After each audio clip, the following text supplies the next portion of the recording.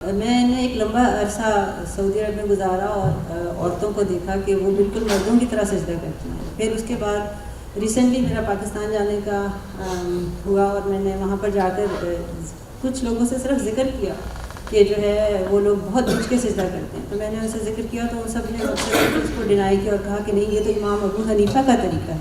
یعنی امام ابو حنیفہ کا فرمان ہے کہ جو ہے مرد عورتیں بچھ کر سجدہ کریں اور ان کی ایلبوز زمین پہ ٹچ ہوئی ہوئی.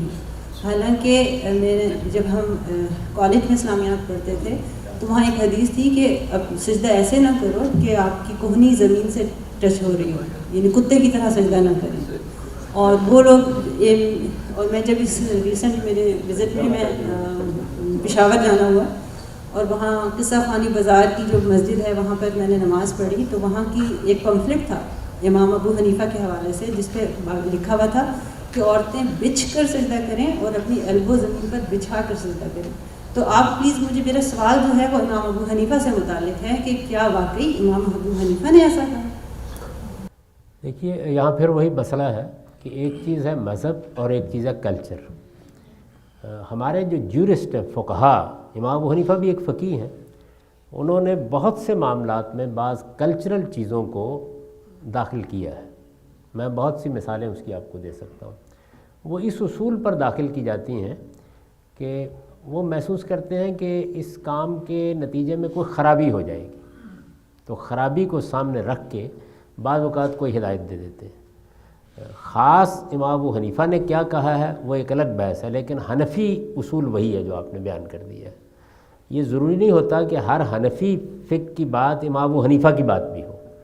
امام ابو حنیفہ نے ابتدا کی، اس کے بعد بہت سے دوسرے اہل علم پیدا ہوئے، اس سے پورا کا پورا سٹرکچر بنا ہمارے فقہ کا. اس کو حنفی فقہ بعض اوقات کہتے ہیں اور کہہ بھی دیتے ہیں کہ امام ابو حنیفہ کی رائے ہے. تو قرآن مجید میں ایسی کوئی بات نہیں. نبی صلی اللہ علیہ وسلم نے کبھی ایسی کوئی بات نہیں کہی کہ عورتیں اور طریقے سے نماز پڑھیں، مرد اور طریقے سے نماز پڑھیں. نماز کے بارے میں جو ایک جنرل ہدایت لوگوں کو آپ نے کی وہ کیا ہے؟ صلو کما رأیتمونی اصلی. جیسے میں نماز پڑھتا ہوں ویسے نماز پڑھتا ہوں. حضور مرد تھے نا، آپ نے عورتوں کو بھی یہی کہا، مردوں کو بھی یہی کہا. پاکستان کی جو میجورٹی ہے وہ لوگ کہتے ہیں کہ جو ہے عرب کی عورتیں غلط طریقے سے سجدہ کرتی ہیں. دیکھیے جی، بات یہ ہے کہ غلط اور صحیح کا معیار کیا ہے. غلط اور صحیح کا معیار اللہ کے رسول کی ہدایت ہے. تو یہ بالکل ایک کلچرل چیز ہے. اصل میں ہمارے ہاں عورتوں کے بارے میں خاص طور پر پچھلے زمانے میں یہ تاثر رہا کہ ان کو کوئی دیکھے نہیں، ان پر کوئی نظر نہیں ڈالے. آپ جانتی ہیں کہ ہمارے کلچر میں آپ کبھی موقع ملے آپ کو تو ہندوستان کے ایک بڑے اسکالر تھے مولانا اشرف علی تھانوی، انہوں نے ایک کتاب لکھی تھی بہشتی زیور. کبھی آپ اس کا مطالعہ کیجئے تو آپ کو اندازہ ہو جائے کہ کلچر کس طریقے سے داخل ہوتا ہے. اب اس میں وہ بیان کرتے ہیں کہ یہ جو عورتیں ہیں ان کو پڑھنا سکھا دیں، لکھنا نہ سکھائیں. کیونکہ لکھنا سکھا دیا تو عشقیہ خط لکھیں گی اور ہمسائے کے گھر میں پھینک دیں گے. یہ مذہب نہیں ہے، یہ ایک زمانے کا آپ کہہ سکتے ہیں کہ تمدن ہے یا تہذیب ہے، اس کے اندر بعض چیزیں پیدا ہو رہی ہیں. ہم نے دیکھا کہ دلی کی تہذیب میں یا ہماری پرانی جو تہذیب تھی اس میں عورتوں کو پابند کیا جاتا، لڑکیوں کو بتایا جاتا تھا کہ تم لوگوں نے کپڑے دھوئے ہیں تو آپ باہر صحن میں نہ ڈالیں. وجہ پوچھیں کیا وجہ ہے؟ غیر محرم کی نظر پڑے گی. اب یہ کوئی اللہ کے رسول نے نہیں کہا، لیکن یہ ہو گیا، اس طرح کی چیزیں ہو گئیں. تو بہت سے ایسے معاملات ہیں جن کا تعلق اس طرح کی کلچرل چیزوں سے. ان کو مذہبی لوگ بعض اوقات اس اصول پر مذہب بنا کے بیان کر دیتے ہیں کہ اللہ اور رسول یہ چاہتے ہیں نا کہ عورتوں اور مردوں کے درمیان کچھ احتیاط رہے.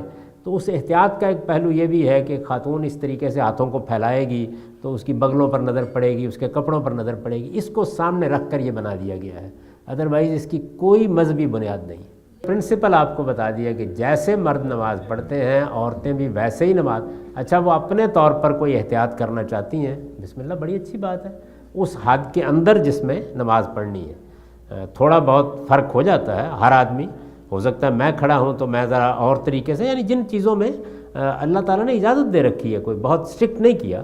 تو مثلا نبی صلی اللہ علیہ وسلم کے بارے میں بعض موقعوں کے اوپر لوگوں نے جو دیکھا ہے آپ کو نماز پڑھتے ہوئے، ایک طرح نماز کا لا کیا ہے وہ میں نے آپ کو بتا دیا کہ اس میں عورت اور مرد میں کوئی فرق نہیں.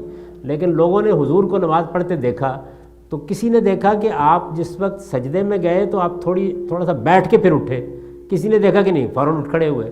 تو اب اس پر بحث ہوتی رہتی ہے، لوگ کرتے رہتے ہیں. یہ اصل میں تھوڑے بہت فرق ہر کام کرنے میں ہوتے ہیں جب آپ کرتے ہیں، ان کی کوئی حیثیت نہیں ہے.